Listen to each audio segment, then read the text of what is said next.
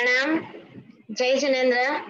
आप सभी का हार्दिक स्वागत करते हुए आज कुछ स्टार्टिंग की बातें सुनेंगे परेश भाई के साथ।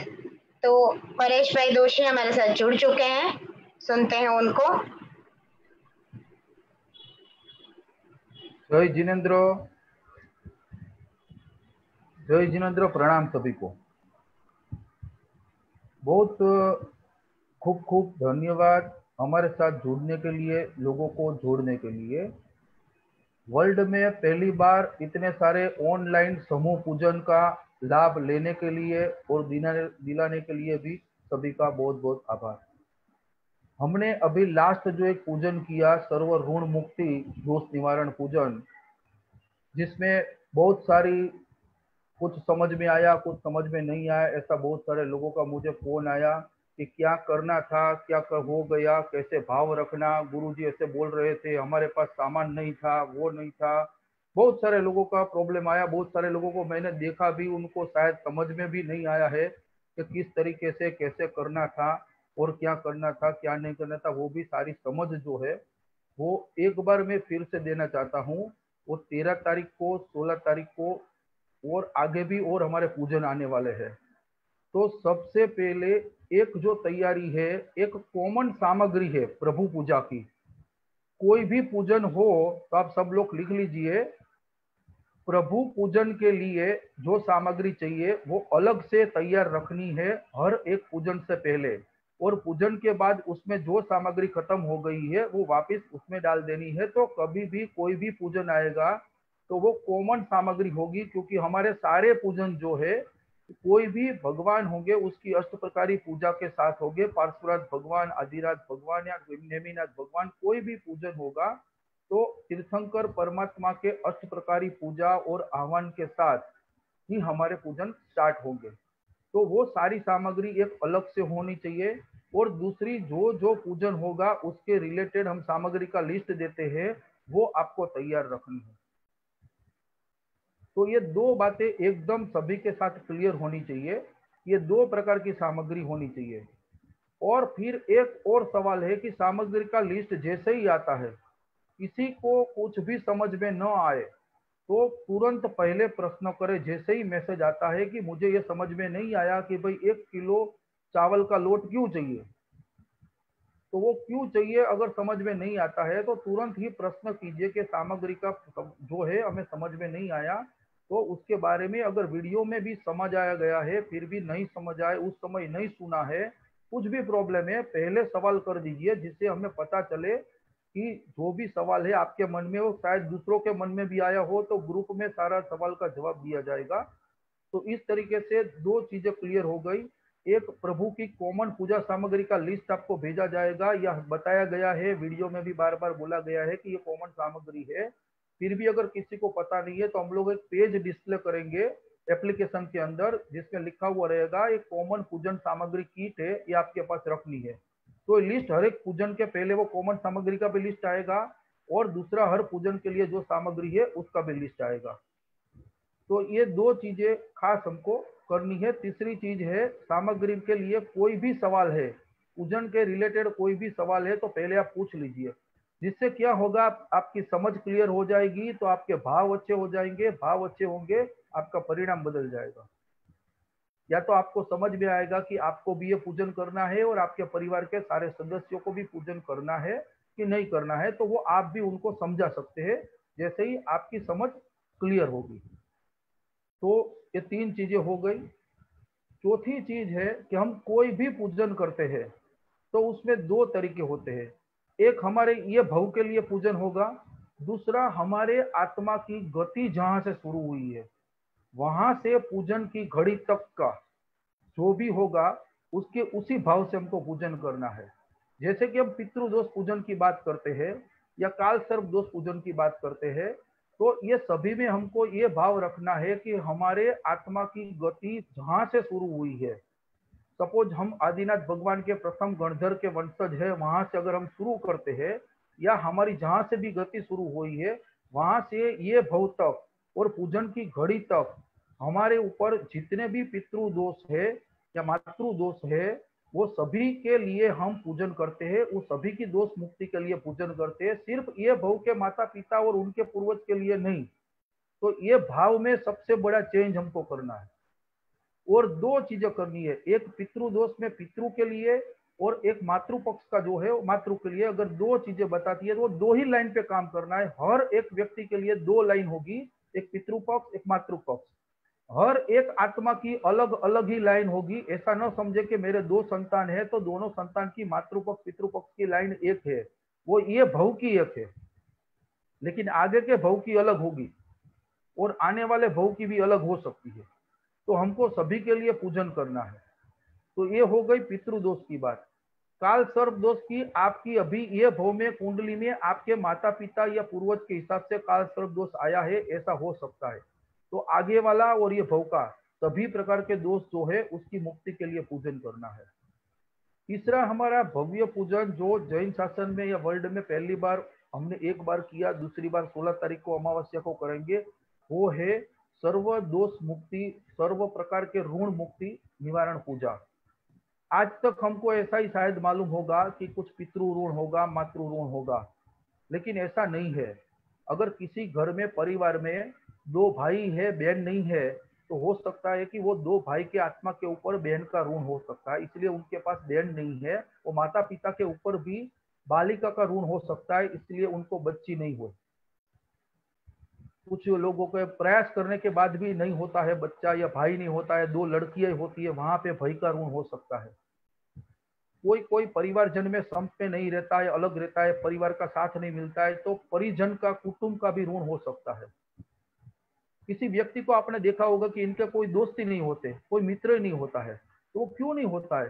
तो उनके ऊपर दोस्त का ऋण होता है, इसलिए उनके जीवन में कोई दोस्त नहीं होता है, कोई मित्र नहीं होता है। तो ये दोस्त का भी ऋण हो सकता है। किसी का अपने भाई के साथ अच्छा बनता नहीं है, या भाई नहीं है, वो संतान में अकेले ही है, न भाई है न बहन है, तो उनके ऊपर भाई का भी ऋण हो सकता है, बहन का भी ऋण हो सकता है। किसी के पास जन्म के साथ माता चली जाती है, माता रहती नहीं है, तो हो सकता है वो माता का ऋण हो सकता है। पिता नहीं रहता है तो पिता का ऋण हो सकता है। तो ये सारी चीजें हैं। उसके साथ साथ में आपने प्रभु के लिए कुछ किया होगा, बोला होगा कि मैं ये करूंगा, और प्रभु के लिए नहीं कुछ नहीं करते, भगवान के लिए कुछ, तो प्रभु का भी ऋण हो सकता है। आपने अपने आत्मा के लिए कुछ बोला होगा कि मैं ये तप करूंगा, वो तप करूंगा, ये दान करूंगा, वो दान करूंगा, और आपने नहीं किया, तो आपके ऊपर आपकी आत्मा का खुद का स्व का भी ऋण हो सकता है।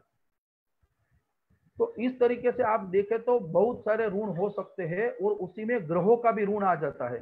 जैसे आपने कोई ग्रह के लिए कोई जैसे किसी को बताया मैं ग्रह की पाठ पूजा कराऊंगा, ये दान करूंगा, वो करूंगा, और आपने नहीं किया है, तो आपके ऊपर शनि ग्रह का भी ऋण आ जाता है, राहु ग्रह का भी ऋण हो सकता है, गुरु ग्रह का भी ऋण हो सकता है। किसी किसी के जीवन में गुरु है ही नहीं, वो गुरु करना चाहते फिर भी मिलते नहीं है, तो उनके ऊपर गुरु का ऋण हो सकता है। गुरु होने के बावजूद भी गुरु की कृपा प्राप्त नहीं हो सकती, तो भी गुरु का ऋण हो सकता है। तो इतने सारे प्रकार के ऋण है जिसकी हमें कल्पना नहीं है, और हमने कौन से भव में जहां से गति की है वहां से आज तक इतने कितने ऋण हमारे ऊपर होंगे वो हमें मालूम भी नहीं है। तो वो सारे प्रकार के ऋण मुक्ति के भाव से हमको 16 तारीख को पूजन करना है, और भव्याति भव्य ये पूजन हर साल हमको करना है, क्योंकि ये साल से लेकर अगले साल तक भी हम किसी के प्रकार के भी ऋणी हो सकते हैं। अगर हमने गलती से बोल दिया पूरे साल भर में किसी के लिए और नहीं कर पाए, तो वो अगले साल भी हम ऋणी रहेंगे। तो अगले साल भी ऐसा ही पूजन ये भाव से अगर हमारा सबका संबंध जो चालू रहा तो दूसरी बार भी हम लोग कराएंगे, नहीं तो हमारा वीडियो तो अवेलेबल रहेगा, उस वीडियो के माध्यम से भी आपको करना है। तो ये बात हो गई क्यों पूजन बार बार करना है। अभी एक सवाल मन में सबके आता होगा, तो एक में तो समझ में आ गई कि ऋण मुक्ति साल भर में आपने किया तो वो आ सकता है। ऐसा ही सेम पितृदोष है, तो पितृदोष के बारे में आपने एक बार तो पूजन कर लिया, लेकिन फिर भी साल भर में पितृ के बारे में किसी के बारे में कुछ भी उल्टा पुल्टा बोला, या आपके जीवन में कोई पितृ थे जीवंत थे, उनकी सेवा करना रह गई और वो चले गए, तो उनका भी ऋण आपके ऊपर आ सकता है। तो सबसे बड़ी बात को ये समझनी चाहिए हमको कि हमारे पास जो भी ये भव के जीवंत पितृ है, उनकी भी सेवा करने से हमारे सारे भव के पितृ के ऋण जो है वो ऋण दूर हो सकते हैं। तो आज से अभी से आप लोग कोई भी अपने पितृ है, माँ बाप है, काका है, काकी है, वडील है, हमारे कोई भी कुटुंब में, वो सारे पितृ है हमारे, तो उन सब की सेवा करनी है, नहीं कि सिर्फ अपने माँ बाप की।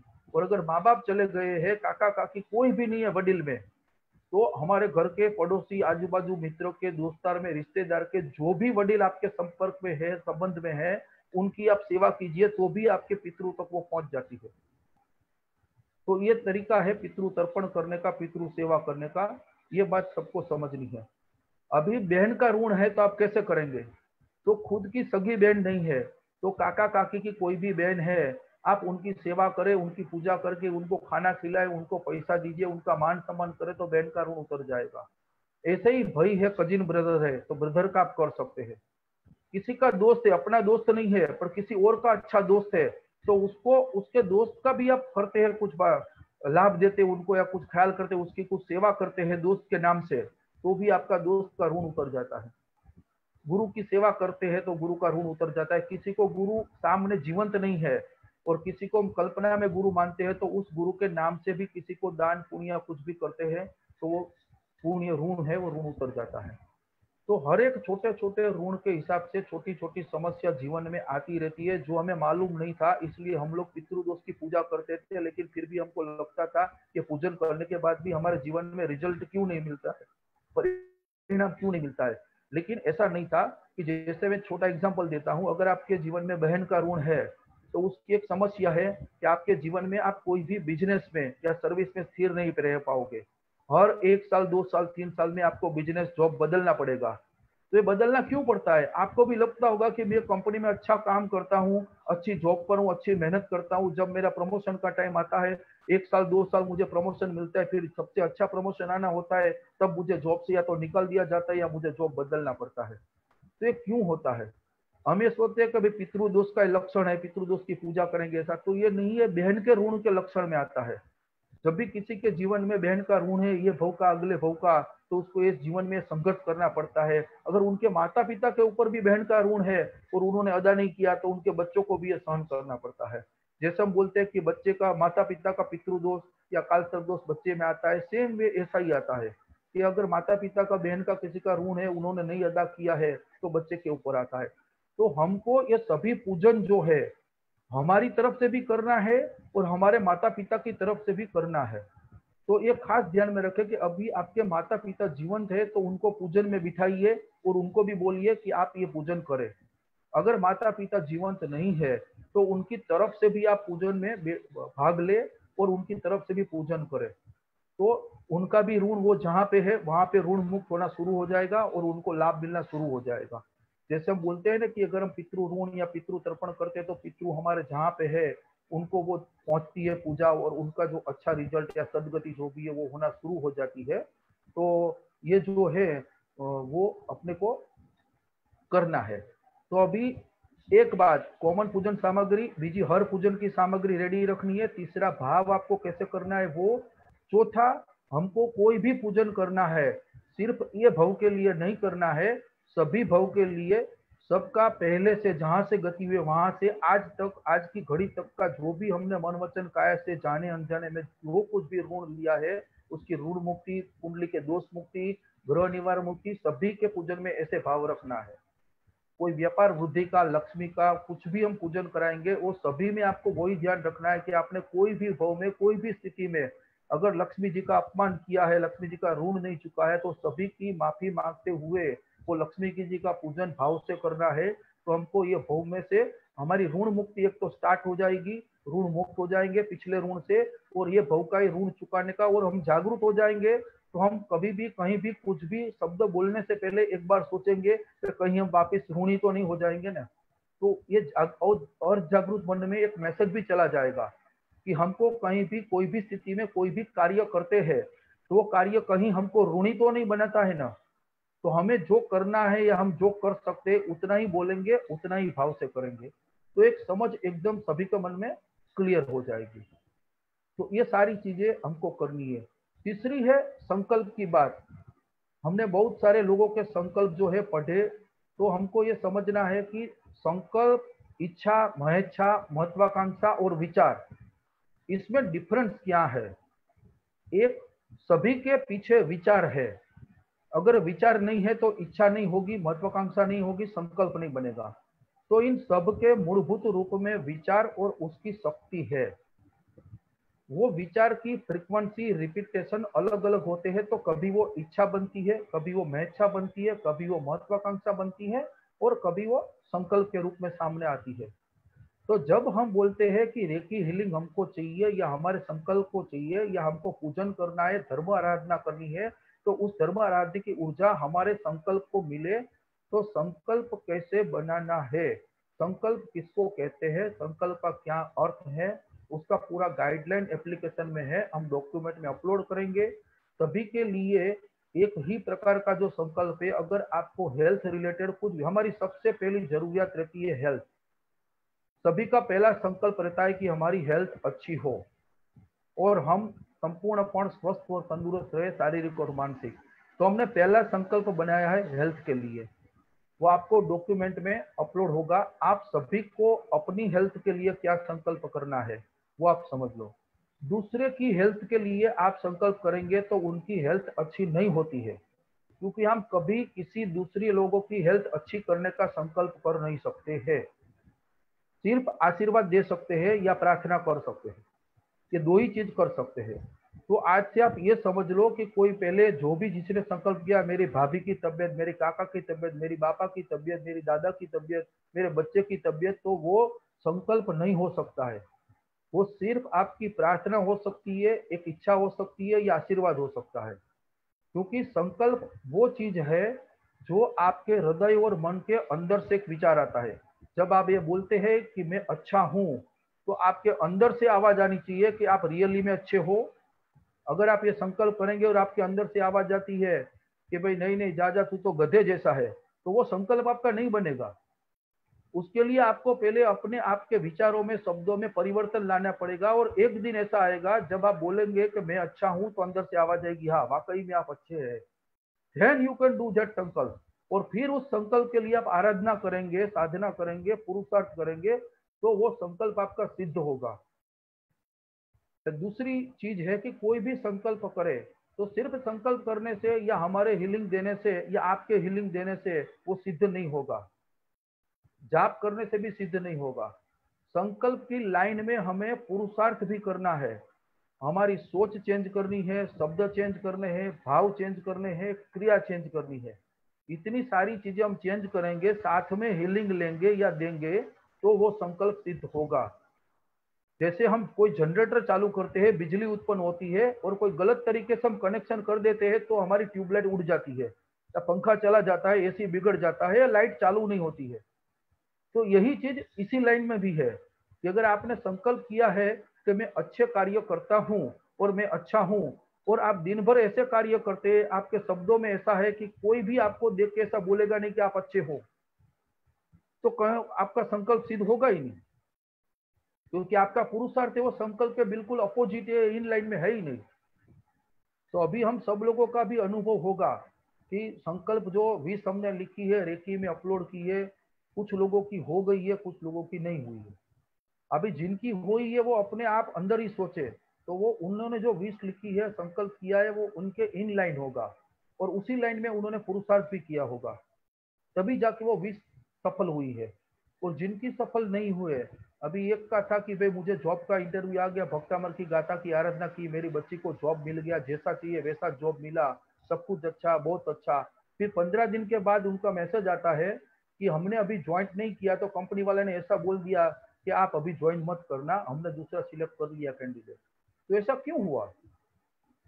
अगर उन्होंने संकल्प किया था जॉब बच्ची को अच्छी मिले, आराधना भी की थी, लेटर भी आ गए, वो भी आएगा, तो इसका मतलब है कि वो संकल्प सही नहीं था। बच्ची के लिए संकल्प किया था, लेकिन बच्ची ने इनलाइन पुरुषार्थ करना चाहिए, या बच्चे के माँ बाप ने इनलाइन पुरुषार्थ करना चाहिए कि जब भी ऑर्डर आया था तब ज्वाइन कर लेना चाहिए, एक्शन लेना चाहिए। वो उन्होंने नहीं लिया लॉकडाउन की वजह, तो वो तक चली गई। तो इसीलिए आप जो भी संकल्प करते हैं, उस संकल्प के हिसाब से आपके सामने रास्ते आएंगे, दरवाजे खुलेंगे, आपके मन के विचार बदलेंगे, आपके शब्द चेंज होंगे, आपके कस्टमर चेंज होंगे, आपके सप्लायर चेंज होंगे, आपके परिवार के लोगों का आपके प्रति प्रतिभाव या भाव भी बदलेगा। तो उस भाव को आप स्वीकार करें, एक्सेप्ट करें, सम्मान करें, तभी जाके आप संकल्प की लाइन में काम करेंगे, बराबर, और आपको रिजल्ट मिलेगा। तो ये सारी चीज संकल्प की हो गई। अभी बहुत सारे पूजन आएंगे, निकुंज गुरु जी बहुत भाव से कराते हैं, सभी लोग बहुत सारे भाव से पूजन करते हैं। और इस समूह पूजन पूर्व कर्म का जो पुण्य कर्म है समूह पूजन का, उसका पूर्णपणे हमको लाभ मिलना चाहिए और इसी भाव में हमको रिजल्ट चाहिए। वैसा हमें भाव रखना है और इसी भाव में रिजल्ट लेना है। तो उसके लिए आपको क्या क्या करना है वो सारी चीजें समझनी चाहिए और समझ के साथ भाव के साथ वो करने की है, तभी जाके हम सभी को पूजन का पूर्ण रिजल्ट मिलेगा। नहीं तो क्या है कि आप पूजन करेंगे तो रिजल्ट तो आपको मिलेगा, लेकिन आप जो चाहेंगे वैसा और उतना नहीं मिलेगा, कम ज्यादा हो सकता है। और ये सभी लोगों के लिए ऐसा भी है कि कम ज्यादा रिजल्ट क्यों होता है, क्योंकि सभी के कर्म एक जैसे नहीं है, सभी के भाव एक जैसे नहीं है, इसलिए हम उसको कॉमन करने जा रहे हैं। तो सभी का हेल्थ का संकल्प एक होगा कॉमन। फिर हमारा दूसरा जो संकल्प आता है संपत्ति का। हर एक व्यक्ति को संपत्ति चाहिए, जॉब चाहिए, अच्छा बिजनेस चाहिए, बिजनेस में जॉब में प्रमोशन चाहिए, बिजनेस में अच्छा टर्नओवर चाहिए, बिजनेस बढ़ना चाहिए। एक बिजनेस करते हैं तो दो बिजनेस होना चाहिए, एक फैक्ट्री है तो दो फैक्ट्री होनी चाहिए, एक घर है तो दो घर होना चाहिए, खुद का घर नहीं है तो घर भी होना चाहिए। ये सारी चीजें संपत्ति में आती है। तो संपत्ति लिए कॉमन मैसेज हमने संकल्प बनाया है, वो भी आपको दिखाएंगे। और उस संकल्प में भी ऐसा है कि आपको संपत्ति के लिए कोई भी प्रकार का चाहिए तो आपको सत्य न्याय नीति के मार्ग पर चलना है। आपने देखा होगा कि किसी के पास भी संपत्ति आई है और ये मार्ग पे चले हुए नहीं है, तो वो संपत्ति थोड़े ही टाइम में उनके पास से चली जाती है, रहती नहीं है, और वापिस वो बहुत गहन गंभीर स्थिति में भी आ जाते हैं कोई कोई लोग। जैसे हमने बड़े बड़े लोगों का हम नाम लेते हैं, बड़े बड़े संत है, आपने देखा होगा बहुत सारी संपत्ति है, लेकिन आज उस संतों की स्थिति क्या है? तो सीधा हमको दिखाई पड़ता है कि वो जो संपत्ति है वो उस मार्ग से नहीं आई है, इसलिए वो टिकती नहीं है। थोड़े टाइम के लिए जो हमारे ऐसे पुण्य कर्म है कि जिस पुण्य कर्म का फल हमें पाप कर्म में उत्पन्न होता है, जैसे उसको पुण्यानुबंधी पाप कर्म बोलते हैं, उतना ही रिजल्ट हमारे जीवन में देकर वो संपत्ति चली जाती है और वापिस हमको वो पाप कर्म का फल भुगतने के लिए छोड़ जाती है।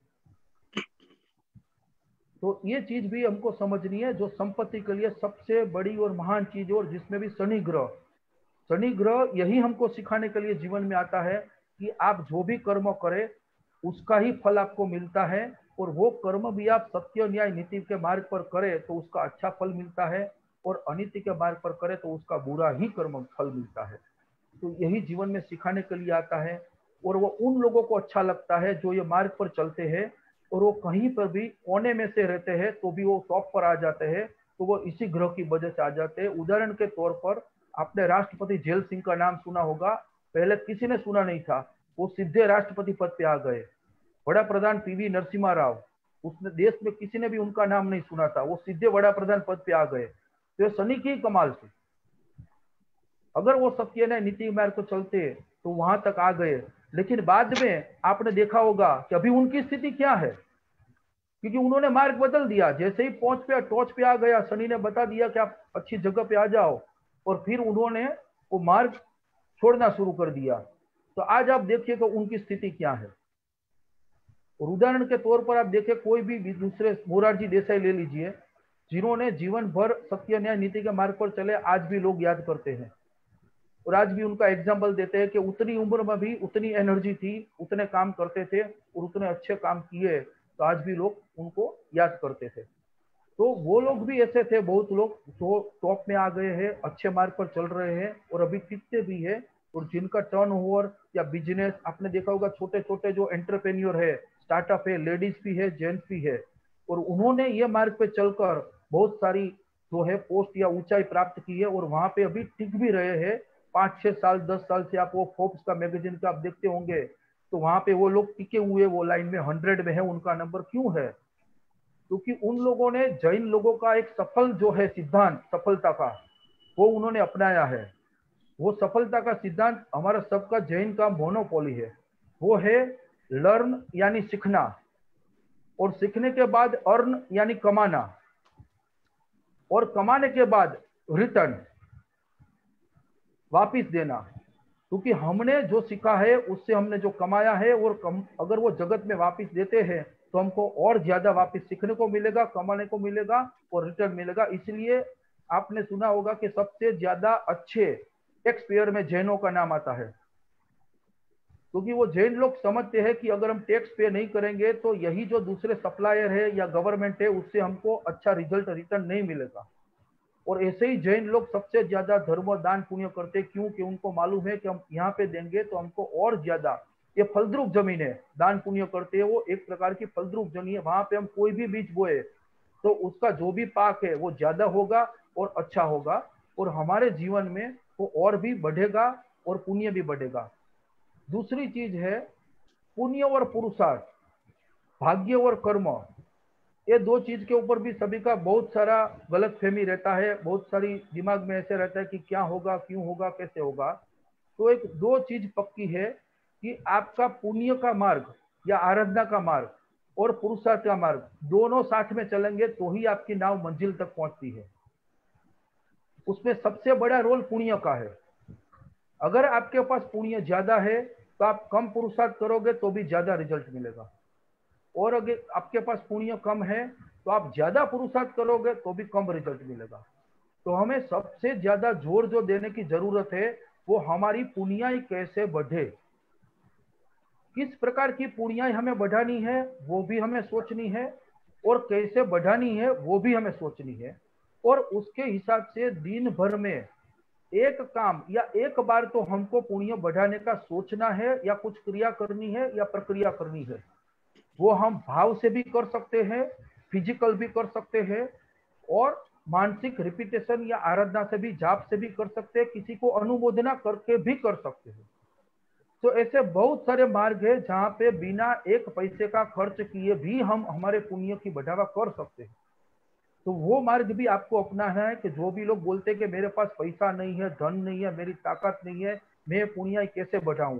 जैसे कि आप जीव दया के बारे में ले लिए, किसी की हेल्थ अच्छी नहीं रहती है तो उसको जीव दया का पुण्य ज्यादा चाहिए। अगर आपके लेग में प्रॉब्लम है तो आप किसी पग वाले, पग का जिसको प्रॉब्लम है उसकी सेवा कीजिए, उसके लिए दान दीजिए, या उसकी जो भी कोई सेवा कर सकता है उसको अनुमोदना कीजिए कि आप ये जगह पे दान कीजिए या व्यक्ति को मदद कीजिए, इसका पग अच्छा हो, उसके लिए आप कुछ भी करें।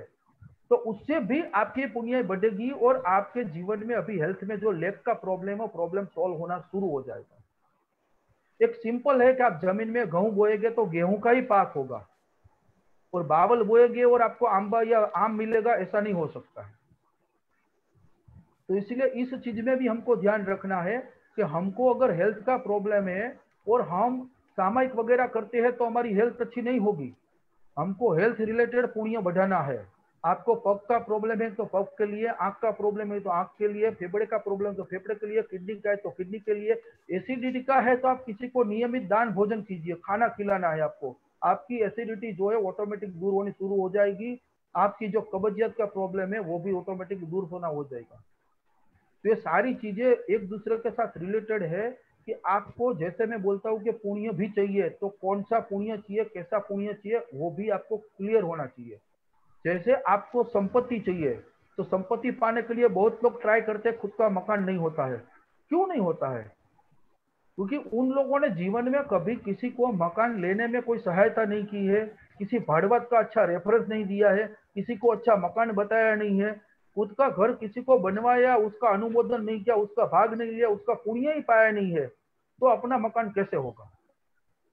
किसी किसी लोग के पास आपने देखा होगी पैसा है, बजट है, सब कुछ है, फिर भी वो मकान डिसाइड नहीं कर सकते, ले नहीं सकते। तो उसके पीछे रीजन यही है कि आप पुरुषार्थ करते हो, आपको फल क्यों नहीं मिलता है? तो पुण्य कम है।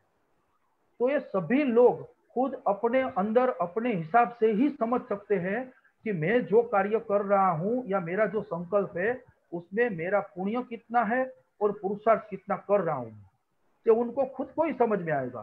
कोई भी दूसरा आपको बोले तो वो उसका दृष्टिकोण होगा, वो उसके नजरिए से देखकर आपको बोलता है। वो सत्य भी हो सकता है, असत्य भी हो सकता है। तो आपको खुद को ही डिसाइड करना है कि मेरी स्थिति क्या है, मैं कैसा हूं, और मैं जो कर रहा हूं उसमें मुझे क्या चाहिए। जैसे आप सभी को मालूम है कि आपको लोन लेनी है किसी भी चीज के लिए, तो आपको डाउन पेमेंट के लिए तैयार रहना चाहिए। तो आप सोचेंगे मुझे 1 लाख रुपए की लोन लेनी है तो मेरे पास कितना डाउन पेमेंट होना चाहिए, वो आपको पता रहता है। अगर वो आपके पास डाउन पेमेंट नहीं है तो आप पहले किसकी तैयारी करते हैं? डाउन पेमेंट की। अगर डाउन पेमेंट रेडी है और आपको ₹1,00,000 की लोन देना है तो आप क्या देखते हैं? मेरे पास डॉक्यूमेंट है, कागजात है, मैं जो भी लेने जा रहा हूँ वो सुटेबल है, वो देखते हैं। तो सेम तरीके से इसमें भी है कि अगर कोई भी संकल्प आपने जीवन में किया है, करने जा रहे हैं और या उसके लिए कुछ भी कर रहे हैं, तो आपको उसमें वही देखना है कि आपका डाउन पेमेंट रेडी है, मीन्स आपका पुण्य जो आपको करना है वो पुण्य रेडी है आपके पास में, तो वो पुण्य बढ़ाना है आपको। तो पहले पुण्य बढ़ाना शुरू कीजिए। जैसे ही पुण्य आपका बढ़ जाएगा फिर आपको संकल्प के लिए पुरुषार्थ चालू करें, तो आपको कम पुरुषार्थ में ज्यादा रिजल्ट मिलेगा।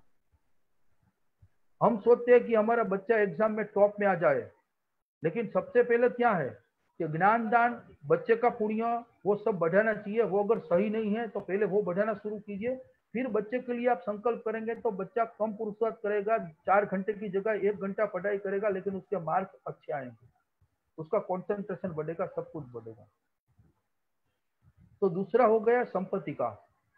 फिर आता है स्टूडेंट की पढ़ाई का, जैसे मैंने बताया वो भी ऐसा ही है, सेम संकल्प आपको करना है। वो सारे डॉक्यूमेंट आएंगे, उसमें आपको स्टूडेंट के लिए खुद को, स्टूडेंट को कैसा संकल्प करना है और स्टूडेंट के माँ बाप और परिवार के लोग को कैसे संकल्प करना है, वो उसके बारे में बताया है।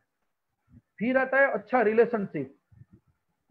सबसे बाद में फिर अच्छी जरूरत आती है अच्छे रिलेशनशिप की, कि ये संकल्प सभी लोगों ने लिखा है कि मेरे परिवार में बनती नहीं है, मेरे और मेरे पति के बीच में बनती नहीं है, मेरे संतान के बीच में बनती है, बच्चे मेरा मानते नहीं है, बच्चे का कहना है कि माँ बाप हमारा सुनते नहीं है, तो ये भाई बहन का भी सुनता नहीं है, भाई भाई का सुनते नहीं है, काका भाईजी का रिलेशनशिप अच्छा नहीं है, बिजनेस और बॉस में, ऑफिस में रिलेशनशिप अच्छे नहीं है, मित्रों में रिलेशनशिप अच्छे नहीं है।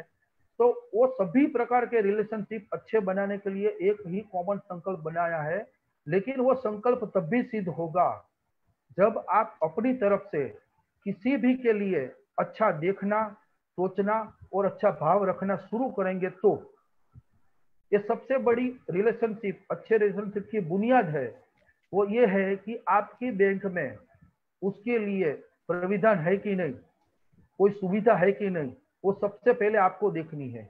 लेकिन हम सभी लोग ये देखते हैं कि सामने वाला मुझे अच्छा कहे, मेरे साथ अच्छा व्यवहार करे, मैं जो कहता हूँ वो बात माने, लेकिन वो शुरुआत वहां से होती नहीं है। सबसे पहले वो आपके अंदर होनी चाहिए।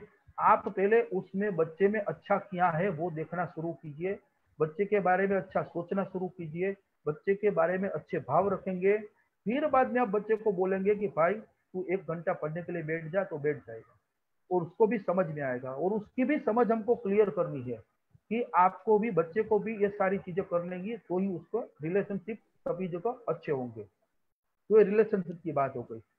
इसके अलावा मैं रिक्वेस्ट करता हूं, मेरा जो व्हाट्सएप नंबर है, किसी को भी कोई भी प्रकार के संकल्प जो बहुत सारे ग्रुप को लागू पड़ता है या हमारे दैनिक जीवन में चाहिए ऐसा संकल्प है, तो उसके बारे में हमें व्हाट्सएप करें और व्हाट्सएप के बारे में फिर हम उसके बारे में डिटेलिंग करके उसके लिए कॉमन संकल्प क्या करना है वो हम संकल्प करेंगे। तो सभी लोगों की संकल्प की भावधारा एक हो जाएगी, एक्शन एक हो जाएगी, और वो समूह एक्शन, समूह भाव का भी सभी को रिजल्ट मिलना शुरू हो जाएगा और हीलिंग का भी रिजल्ट आपको मिलना शुरू हो जाएगा। बराबर। अभी मैं यहाँ पे बात खत्म करता हूँ। इसके अलावा और भी किसी को कोई भी जानकारी देनी है तो जानकारी के लिए व्हाट्सएप कर सकते हैं मुझे कि मेरे को ये समझ में नहीं आया, अभी तक हमने जो भी किया है उसमें समझ में है, तो मैं वापिस 1-2 दिन के बाद में वापिस आऊंगा। और पूजन से पहले सर्वर ऋण मुक्ति दोष निवारण पूजन है, उसके पहले भी एक बार मैं आके फिर से एक बार समझाऊंगा। तब तक आज तक अभी जो लोगों ने सुना है और जो कुछ भी समझ में नहीं आया है उसके प्रश्न मुझे व्हाट्सएप कर दीजिए, तो मैं दूसरे सेशन में उसको कवर करके आप सबको समझाने का कोशिश करूंगा। जैन धर्म के विरुद्ध कुछ भी बोला गया है या किसी को भी कुछ भी बुरा लगा है तो मन वचन काय से इच्छामि दुक्कडम। जय जिनेन्द्र। हैंड ओवर टू पूजा। प्रणाम। जय जिनेन्द्र। आज इंफॉर्मेशन हमने बहुत सारी इकट्ठा कर ली। अब स्ट्रेट फॉरवर्ड हम सुनते हैं निकुंज गुरुजी को। गुरुजी हमारे साथ जुड़ चुके हैं, so will welcome Nikunj Guruji and will start with him only. So Guruji. सब लोग साता में हो। आप सभी को कोटि कोटि प्रणाम। ईश्वरीय शक्ति को प्रणाम करते हुए आप सभी के संकल्प परिपूर्ण हो। बहुत शानदार रूप से आप सभी लोग साधना कर रहे हैं। आज हम खास करके छोटी सी कुछ बातें मैं आपको लिखाऊंगा जो आप सभी को बराबर लिखनी है, और सभी लोग अपने अपने संकल्पों के साथ में आगे बढ़ रहे हैं। मंगलवार को 15 तारीख को जिसको भी डायबिटीज है, जिसको भी बैक पेन है, जिसको नींव की प्रॉब्लम है, फिजिकल फिटनेस के लिए हमारे साथ में खास बंबई से सुपर एक्सपर्ट ऐसे जस्मीना दोषी जो योगा टीचर हैं, और हमारे भक्तामर हीलर जिग्ना बेन जिनकी खास खास फ्रेंड है, और उन्होंने ये सारे काफी सारे प्रोग्राम देखा और उन्होंने सोचा कि चलो मैं भी आप सभी को, उनकी बहुत बंबई के अंदर बहुत सारे लोगों को ऑनलाइन ऑफलाइन सिखाती है, तो खास खास खास आप सभी लोगों के लिए वो यहाँ पर 9 से 10 1 घंटा क्लास लेंगे, आप सभी को वो पूरी तरह से तैयार करेंगे। तो 15 तारीख को वैसे तो आप सब लोग जल्दी खा ही लेते हो, लेकिन 2 घंटे पहले खास उन्होंने बोला है कि योगा आपको सिखाएंगे, पूरी बॉडी को रेडी करेंगे, तो उस प्रकार के आपको एकदम कपड़े पहनने हैं। और 2 घंटे पहले बाहर से तो आप सब हमारे प्रवचन सुन करके तो रेडी हो ही रहे हैं, लेकिन भीतर के अंदर भी मैंने बहुत बार आपको बोला गर्म पानी पीना है, प्राणायाम करना है। तो आपके लिए जिन जिन लोगों को जो जो भी अंत में वो आपके साथ वार्तालाप भी करेगी, तो जस्मीना जी का एक बहुत जबरदस्त सेमिनार हम लेकर के आ रहे हैं, तो उसमें 15 तारीख को आप सबको जुड़ना है। कल मुझे एक प्रश्न आया था कि मुझे स्वप्न के अंदर मेरे पूर्वज दिखते हैं, तो पूर्वज दिखना, कोई भी मरे हुए व्यक्ति को देखने का फल क्या होता है, उसके बारे में हम ध्यान से आज 7 10 15 मिनट सीखेंगे। और पूजा जी लेंगे आज आप क्लास आर्ट ऑफ हैप्पीनेस का, एंड में हमारे साथ में पूजा जी आर्ट ऑफ हैप्पीनेस का क्लास भी लेंगी। तो जैसे ही बहुत सारे लोग मरे हुए व्यक्ति को स्वप्न में देखते हो डर जाते हैं, दादा को देखते हैं, दादी को देखते हैं, अलग अलग व्यक्ति को देखते हैं, तो ये स्वप्न क्या है? वैसे स्वप्न थेरेपी तो आपको सभी लोगों पूरी डिटेल के साथ में पूजा जी ने सिखा दिए, लेकिन हम पितृदोष का जो पूरा डिटेल के साथ में सीख रहे हैं, तो इसके निमित्त से करीबन 4-5 चीजें जो मैंने काफी जगह से स्टडी करके, किताबों में से पढ़ करके और गुरु महाराज से पूरा दिन वार्तालाप करके मुझे जो प्राप्त हुई है वो मैं आपको बताना चाहता हूँ, जिससे आप और डिटेल से ऋण मुक्ति अनुष्ठान कर सके। दूसरे नंबर की बात, जिन्होंने भी पहली बार का अनुष्ठान कर लिया है उनको दोबारा करने की कोई जरूरत नहीं है।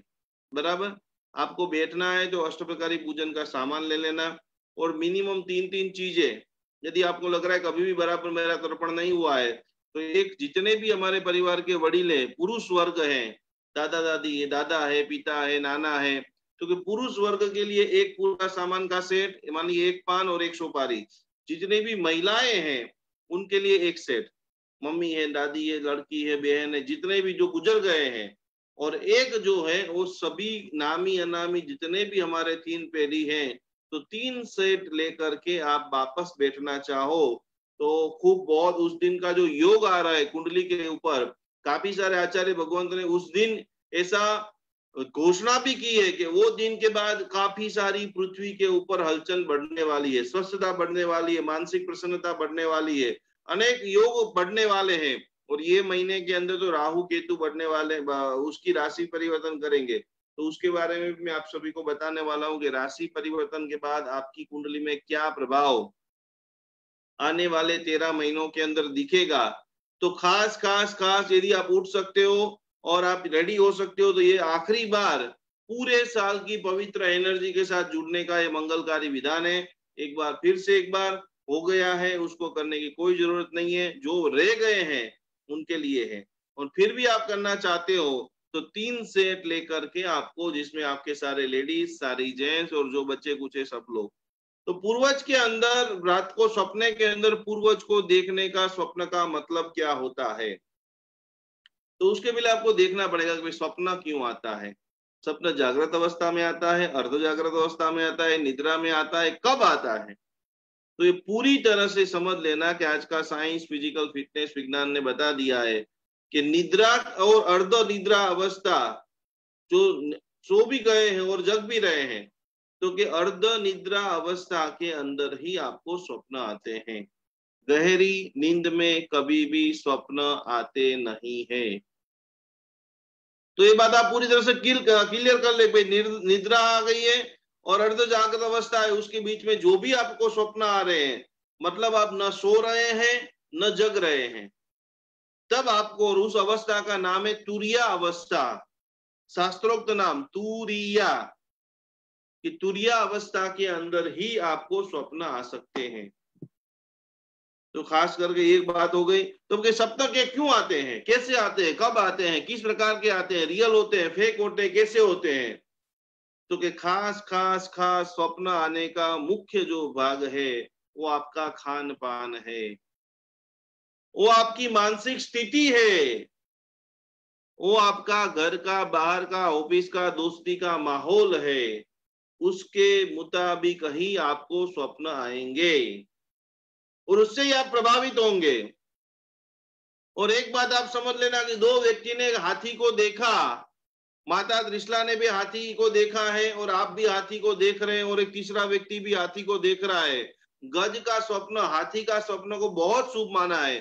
84 प्रकार के स्वप्न है, जिसमें 14 स्वप्न जो है वो तीर्थंकर की माता देखती है, चक्रवर्ती की माता देखती है। तो कि अलग अलग व्यक्ति अलग अलग स्वप्न देखते हैं, जिसका फल अलग अलग होता है। अभी अभी हमारे भक्तामर रिलर में एक माता है, पुण्यशाली परिवार कैसा होता है कि माताना लक्षण, पुत्रना लक्षण पारणामा, वहुना लक्षण बारणामा। तो कि पवित्र माता इतनी भगवान की भक्ति कर रही है और उसका 5 साल का 6 साल का बच्चा, उसको 5 बजे स्वप्न आता है कि मैं गिरिराज अकेला अकेला चढ़ रहा हूं और मेरी दादा के दरबार में दीक्षा हो गई है। तो कितनी पवित्रता उस घर में होगी, कितनी माता पवित्र होगी और कितना बालक पवित्र होगा। उसने तुरंत मुझे फोन किया, गुरुजी मुझे ऐसा सपना है, मुझे जल्दी से जल्दी दीक्षा लेना है। और ये सपना जब उसके दादा दादी को सुनाए, वो दादा दादी खुद रोने लग गए, भावुक हो गए एकदम कि वाह क्या मेरा पोता है। आज सैकड़ों लोग घूमने का सोच रहे, खरीदने का सोच रहे, वीडियो गेम के पीछे पागल है, टीवी के पीछे पागल है, संसार की सारी चीजों के पीछे दीवाने हैं।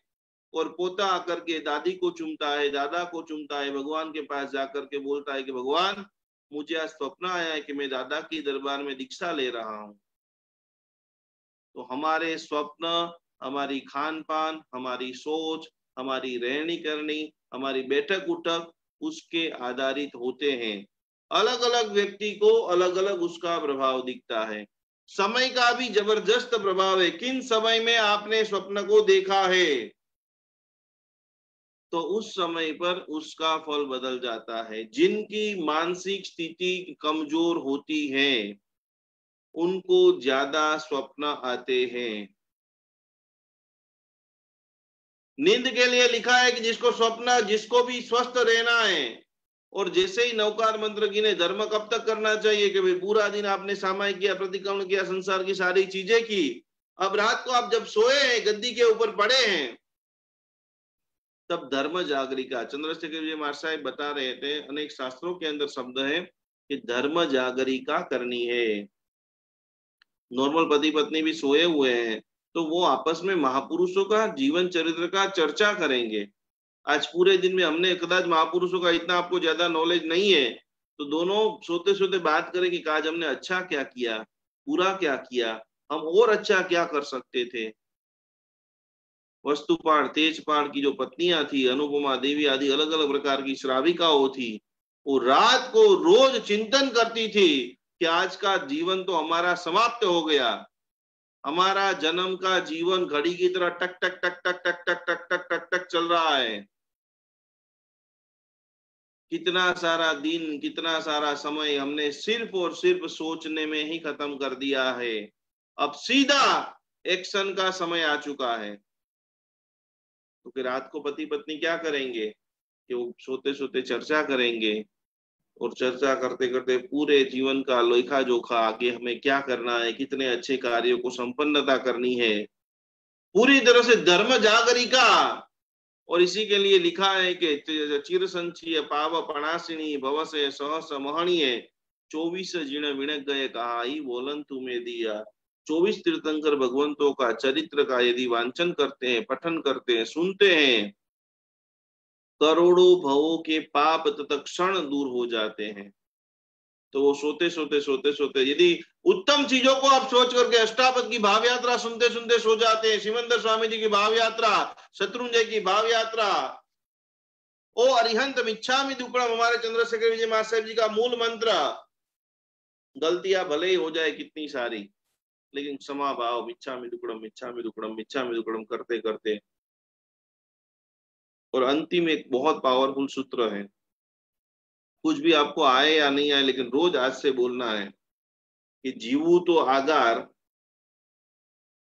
जीवू तो आगार, सब लिख लीजिए। यदि आप चाहते हो कि आने वाला जन्म आपका सफल हो जाए, ये बहुत बड़ी चीज आपको मैं आज लिखा रहा हूं। आपको व्रत नहीं, पद्यखान नहीं, भले आपने रात्रि भोजन कर लिया, मिच्छामि दुक्कड़म, कोई बात नहीं, लेकिन एक वाक्य मरते मिच्छामि दुक्कड़म सोने से पहले खास बोलना है कि जीवू तो आगार, मरू तो वो सिरे वो सिरे वो सिरे। इसका सीधा गुजराती मतलब क्या होता है कि कल सुबह यदि वापस मैं उठता हूं तो मुझे कुछ भी खाना पड़ता है, पीना पड़ता है, तो वो सब चीजों की मैं छुट्टी रखता हूं, और रात को अनायास से कुछ भी हो जाए तो सारा पैसा, धन दौलत, मकान, महत्व भाव, ये पितृ ऋण क्यों है? क्यों पिताजी वापस आते हैं, क्यों माताजी आते हैं, कोई दिखते हैं, क्यों स्वप्न होता है? तो कि मरने से पहले घर पर, कपड़े पर, पत्नी पर, पति पर, बेटों पर जो ममत्व भाव, राग भाव छिपा हुआ है, वो राग भाव नहीं तोड़ने के कारण चंड कौशिक का जो दृष्टांत आता है वो द्वेष भाव की परंपरा। साधु महाराज ने दीक्षा ले ली और शिष्य ने बोला कि गुरुदेव गुरुदेव आपने डेटकी मार दी, आपके पैर के नीचे जीव आ गया है, और मगज फट गया, भाई ये मुझे बोलने वाला कौन है? क्रोध की परंपरा जब विस्फोटक हो जाती है तो मनुष्य का कितना बड़ा नुकसान। गुरु जी को गुस्सा आया, अंधेरे के अंदर उपासना में वो चेले को मारने के लिए डंडे लेकर भागा। द्वेष की परंपरा का बीजारोपण। यहाँ पर कितने लोगों को मारना है? सिर्फ एक लड़के को मारने की भावना। क्या तू मुझे बार बार समझा रहा है, मैं तेरा गुरु हूं, मुझे समझ में नहीं आ रहा है, चुप हो जा, गुरु जी मिच्छामि दुक्कड़म कर लो, गुरु जी मिच्छामि दुक्कड़म, और मगज फट गया। और वहां पर वो डंडा लेकर एक साधु को मारने के लिए भागते हैं। छोटा बच्चा था, सड़सड़ा करके वो तो उपासरे के बाहर निकल गया, लेकिन उपासरे में बहुत बड़ा खंभा था, वो यहाँ पर सीधा पटकता है, और वहां पर साधु महासाहेब का नमो अरिहंताणम, जीवन समाप्त।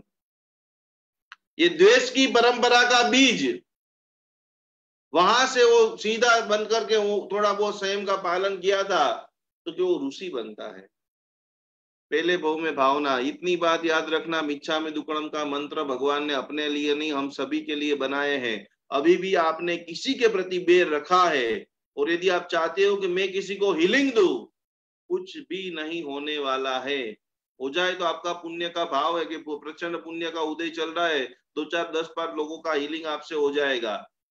भक्तांबर की साधना से पहले, हीलिंग से पहले मैं आप सभी को बारंबार हाथ जोड़ करके विनंती करता हूं कि ऐसा स्वर्णिम मनुष्य भाव, ऐसा समझाने वाला व्यक्ति, ऐसे जागृत अवस्था वापस नहीं मिलने वाली है। एक बार झुकना पड़ेगा, जाहिर में झुकना पड़ेगा, गुप्त रूप से झुकना पड़ेगा, और इसी के लिए बताया है कि झुकता वही है जिसमें जान है, अकड़ता तो मुर्दों की पहचान है। वो साधु बन गए और वहां पर पूरा गौशाला, पूरा गार्डन था, और गार्डन के अंदर बहुत सारे फल फ्रूट मिठाई, वहां की चौकी करता था, अपना जीवन यात्रा चलाता रहता था। और वहां पर एक दिन ऐसा आ गया कि रोज 8-10 बच्चे आ जाए और कोई मैंगो लेके चला जाए, कोई केरी लेके चला जाए, कोई ये लेके चला जाए। साधु को गुस्सा आने लगा कि अचानक झाड़ पर क्या हो रहा है, झाड़ टूटने लग गए, सारे फल गायब होने लग गए, अब मैं किसी को नहीं छोड़ूंगा। तो पता चला कि रोज शाम को आते हैं ना बच्चे, अब मैं पकड़ दूंगा। उन्होंने पूरी तरह से एक पूरी जाल बिछा दी। एक बात याद रखना, दूसरे को फंसाने वाले लोग, दूसरे को फंसाने वाले लोग एक दिन उन्हीं के प्लान में फंस जाते हैं। और वहां पर उन्होंने खड्डा बना दिया, उसके ऊपर घास छिटक दी, और उन्होंने सोचा कि बच्चे लोग आएंगे, उसको मैं पकड़ने की कोशिश करूंगा, झाड़ से छलांग मारेंगे, इधर उधर भागने की कोशिश करेंगे, तो एक बड़ा ऊंडा खड्डा बना देता हूं मैं। वो खड्डे के ऊपर घास बिछा दिया, और जैसे यहाँ पर पैर रखेंगे पकड़ लूंगा सबको। और पूरा प्लानिंग हो गया, 2-4-5 दिन का अंदर वापस बच्चे आए और दरवाजे के पीछे, झाड़ के पीछे कुहाड़ी लेकर खड़ा था, आवाज किया, बच्चों ने झाड़ के ऊपर छलांग लगाई, लेकिन बच्चे तो बहुत चतुर थे, वो एक भी खड्डे के अंदर फंसे नहीं, लेकिन भागते भागते भागते भागते भागते जो खड्डा खोदता है वही खड्डे में, पहले भाव में एक बच्चे को मारने की, एक साधु को मारने का भाव, दूसरे भाव में 8, 10, 25, 50 बच्चे को मारने का भाव, खड्डे में वो गिरा, हाथ की कुहाड़ी सिर के ऊपर पटी, चटाक, जीवन पूरा। एक डेटकी को मार दिया, वहां पर मिच्छामि दुक्कडम नहीं दिया, कहां कहां कहां कहां राग की और द्वेष की परंपरा, अतिशय कोटि को बहुत सारे, मैं आप सभी को माताओं को भी बताना चाहता हूं कि बेटी के ऊपर प्रेम होना जरूरी है और बहुत प्रेम करो, पर अंधा प्रेम मत करो कि उसके पीछे आपका अगला भाव पूरी तरह से खलास हो जाए। जो उत्तम प्रेम है, राग दशा जो है, पूरे दिन में 10 बार फोन करना, क्या खाया, क्या पिया, तेरी सास ने क्या किया, वो सब अब नहीं करना। तू तेरी लाइफ में मस्ती से आनंद के साथ जीव, तू धर्म के साथ जीव, तेरे पति के साथ में खुश रहे, बस अच्छी अच्छी बातें करो। और वहां से वो साधु भी काल हो जाता है और विकराल स्वरूप द्वेष की परंपरा और खतरनाक हो गई। तो आप सब लोगों ने नाम सुना है चंड कौशिक नाग,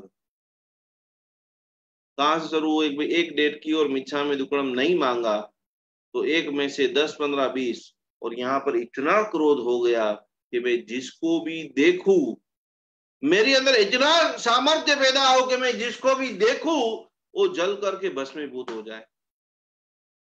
पहले खाली मनुष्य थे, अब मनुष्य से दायरा हटा करके जितने भी ये सांप है, गीध है, पक्षी है, पशु है, कोई भी योनि, जितने भी झाड़ है, पत्ते हैं, बस आग की ऐसी लेसिया छोड़े और बल करके भस्मीभूत हो जाए।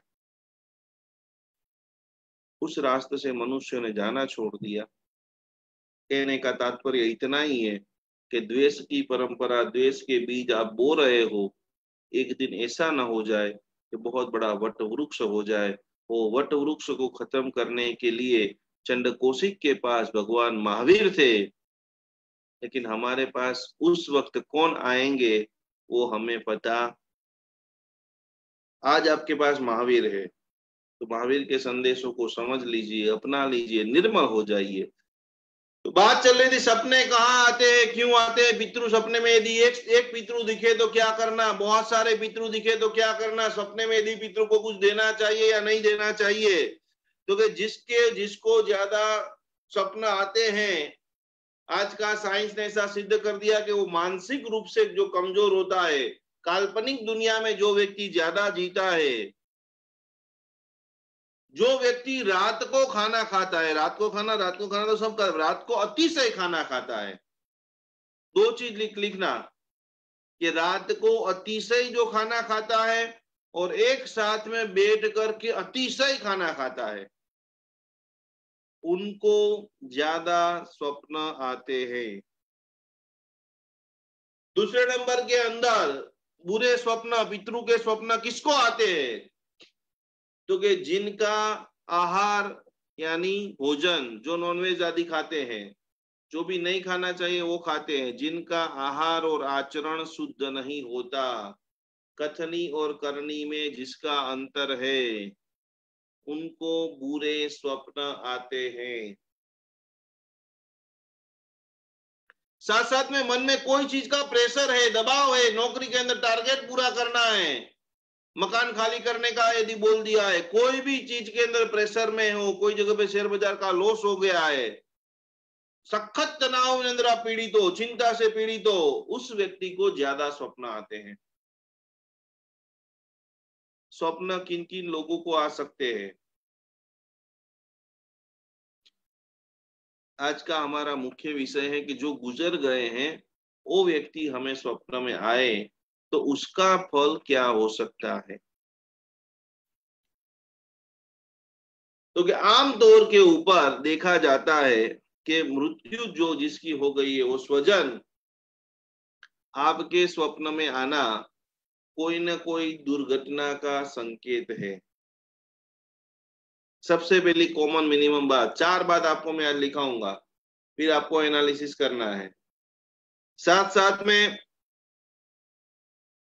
जिसको आप बहुत प्रेम करते हो, बहुत प्रेम करते थे और वो व्यक्ति गुजर गया है, और वो व्यक्ति स्वप्न में, वो मरने के बाद भी आप उसके बारे में सोचते ही रहते हो, सोचते रहते हो, सोचते रहते हो, तो कि ऐसे स्वप्न का कोई भी अर्थ होता नहीं है।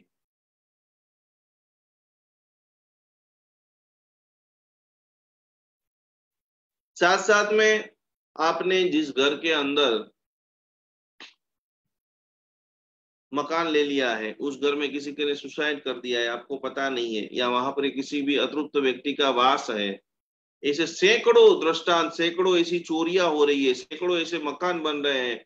कुछ समय पहले एक बात आई थी, मुंबई का एक मकान कोई एक व्यक्ति ने ले लिया। मकान बहुत काफी समय से पुराना पड़ा हुआ था, उन्होंने पूरा रिनोवेशन किया, बहुत शानदार उसकी पूरी तैयारी कर दी। पता नहीं था, मकान तो ले लिया, लेकिन उस जगह पे कोई नकारात्मक शक्ति मानो या कोई अतृप्त आत्मा मानो, कुछ भी मानो, ऐसी अनहोनी वहां पर ऐसी घटना घटित हो गई। बस मकान के अंदर आखिरी काम, आखिरी कलर का फिनिशिंग काम चल रहा है, रहने के लिए जाना है, और जैसे ही वो जो कलर करने वाले लोग शाम को पूरा काम खत्म करके चले जाए, वो दूसरे दिन पूरा देखे तो जो सारी दीवारों के ऊपर खून खून खून खून खून आ जाए। ये सच्ची कहानी मैं आपको सुना रहा हूँ। वो जैन व्यक्ति था, काफी सारे गुरुदेव को पूछा, तो गुरुदेव ने बोला कि आप घंटाकर्ण महावीर देव की आराधना करो। काफी समय, वो व्यक्ति भी खुद साधक था, वो एक दिन वहां पर जाकर के सो जाता है। घंटाकर्ण महावीर का बहुत बड़ा साधक था वो, और उस वक्त उसको वहां पर उनको संकेत मिला कि ये घर, भाई तू इस घर में मत आना, ये घर अतृप्त आत्माओं का घर है, और यदि फिर भी तू आना चाहता है तो तू इस घर के अंदर ठीक नहीं रह सकता। काफी सारे उन्होंने मंत्र जाप किए, आराधना किया, अनुष्ठान किया, अपने गुरु मास्टर जी के मार्गदर्शन के साथ में कई हवन किए घंटाकर्ण महावीर देव का। जो अतृप्त व्यक्ति था उनका भी पूर्व प्योर और विधि विधान के साथ में मुक्ति का पूरा विधान किया, और उसके बाद ही उस घर में उनका प्रवेश हुआ। एक घर के अंदर चोरी हो जाए, चोरी मतलब कैसी चोरी हो जाए कि बहुत पैसे वाला व्यक्ति का घर, और उसके में रियल डायमंड, और रियल डायमंड की चोरी हो जाए, उसको पता ही नहीं चले। घर में रहने वाले 4 लोग, खुद व्यक्ति, उसकी बीवी, उसका बेटा और उसके बेटे की बहू, अब 4 लोग, और 4 लोग में शंका करें तो किसके ऊपर शंका करें? और सारे ऐसे कोडवर्ड के अंदर ऐसी जगह पे उन्होंने रखा कि जो 4 में से वो 4 के अलावा किसी को पता ही नहीं है। और क्या हो तो कि आसपास में सारा सोना का जो भी सामान है वो सामान ऐसे ही पड़ा रहे, लेकिन उसके ऊपर जो रियल डायमंड हो वो चला जाए। जैसे 1 बार हुआ, 2 बार हुआ, 3 बार हुआ। फिर विशेष जानकार व्यक्ति को, जो चोर करने आने वाला है तो पास में आधा किलो सोना पड़ा है, वो कोई छोड़ेगा? वो तो सब उठा के लेके चला जाएगा। फिर वहां पर पूरी तरह से अभ्यास किया, रिसर्च किया, बड़े बड़े आचार्य भगवंतों की सलाह ली, तब पता चला कि भाई कोई नकारात्मक व्यक्ति, उन्होंने वहां पर चौकी उसकी परीक्षा करने के लिए क्या करा, तो कि मनुष्य का एक बाल है, वो बाल वहां पर रख दिया, और बाल रख करके उन्होंने पूरी तपास की, यहाँ पर सोने चांदी का सामान पड़ा है और यहाँ पर रियल डायमंड पड़े हैं, और उसके ऊपर बाल रखा कि जैसे ही वो उसको लेने की कोशिश करे तो बाल को टच तो करेगा ही करेगा, तो उसके फिंगरप्रिंट से भी अपन उसको व्यक्ति को पकड़ लेंगे। और आश्चर्य की बात मैं आपको बताना चाहता हूँ, बाल जैसा था वैसा ही रहा, और डायमंड की चोरी हो गई।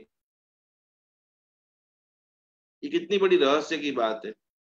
ऐसे तो सैकड़ों घटना प्रतिदिन भारत में, विदेश में, सब जगह पे होती हैं। इसके ऊपर काफी रिसर्च चल रहा है, काफी साइंटिस्ट काम कर रहे हैं, काफी सारे साधु भी काम कर रहे हैं। जिसको जितना समझ में आता है वो अपने परिचित वाले पूछते हैं तो उनको बताते हैं। तो हमारा कार्य है कि भाई ऐसे पवित्र दिनों के अंदर, यदि आपको लग रहा है कि आप समृद्ध बनना चाहते हो, आप जो मेहनत करते हो, बिना काम के पैसा मेडिकल में खर्चा हो जाता है, काफी सारी एंड मोमेंट तक घटना सफलता प्राप्त करनी, और वो सफलता आपके हाथ से चली जाती है, तो खास खास खास ये पितृतर्पण और ये कालसर्प की पूजा और नवरात्रि अनुष्ठान में जुड़ेंगे। हमें और बहुत ज्यादा नहीं कुछ भी पता है, लेकिन अनुभव से जो हमारे गुरुजी हैं, इनके पास उन्होंने हजारों की संख्या के अंदर केस सॉल्यूशन किए। मेरी जो पूरी यात्रा, भारत यात्रा और विदेश यात्रा रही, जिसमें में से काफी सारे, बनारस के अंदर 2 साल तक मैं रहा, बड़े बड़े ऐसे दिग्गज लोग जो ये कुंभ मेला बोलते हैं, कितने सारे साधु भगवंत जो होते हैं दरिया समुद्र नदी के अंदर छबाक लगाते हैं और आज तक वो बाहर नहीं निकले।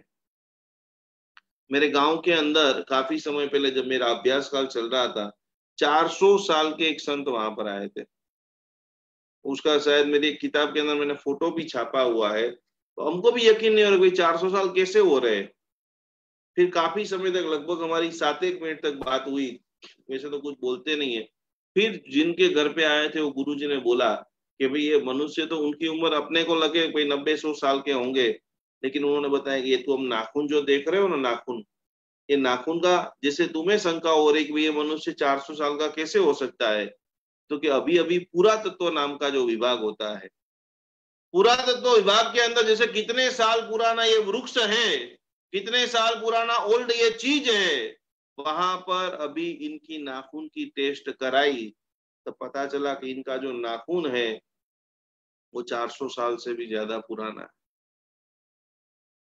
तो ऐसे ऐसे आज भी सिद्ध योगी गिरनार के जंगलों में है, ऐसे ऐसे आज भी सिद्ध योगी माउंट आबू के जंगलों में है। हमारी पुण्याई है, हम यदि उनको मिले नहीं मिले, वो हमें आशीर्वाद दे या नहीं दे, तो उसके लिए गुरुदेव ने एक बार मुझे खास बोला था कि तू और तेरे सारे भक्त लोग कुछ भी नहीं, खाली सुबह में आप 5 बजे उठना शुरू कर दो।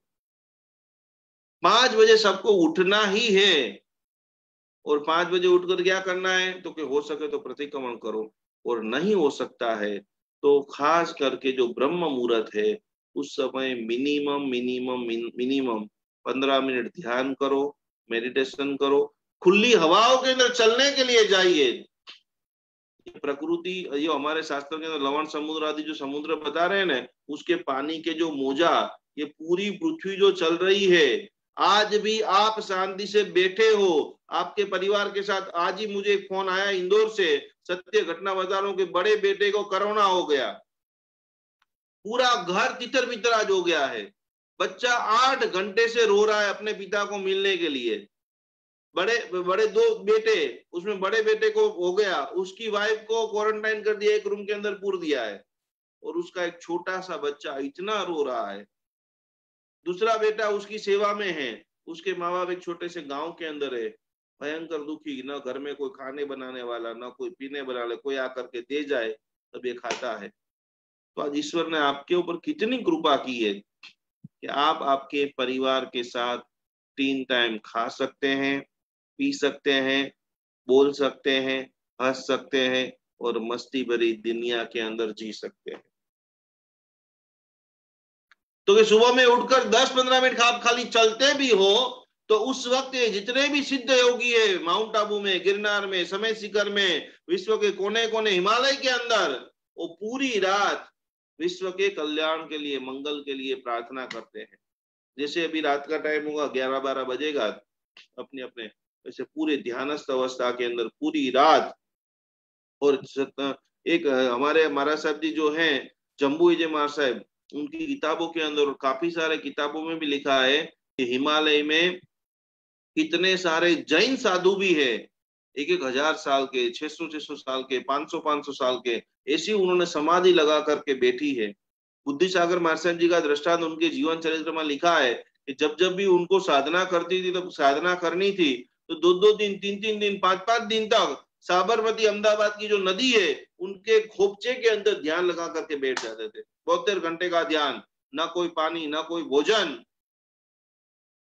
तो कैसे संत महापुरुष क्या करते हैं, तो पूरी रात रात को नाम जप करते हैं और जैसे ही ब्रह्म मुहूर्त होते हैं वो अपनी नासिका से श्वासोश्वास छोड़ते हैं और वो पूरा वायु पूरे भारत देश के अंदर, पूरे विश्व भर में व्याप्त हो जाता है और वो वायु का नाम है महेंद्र वायु।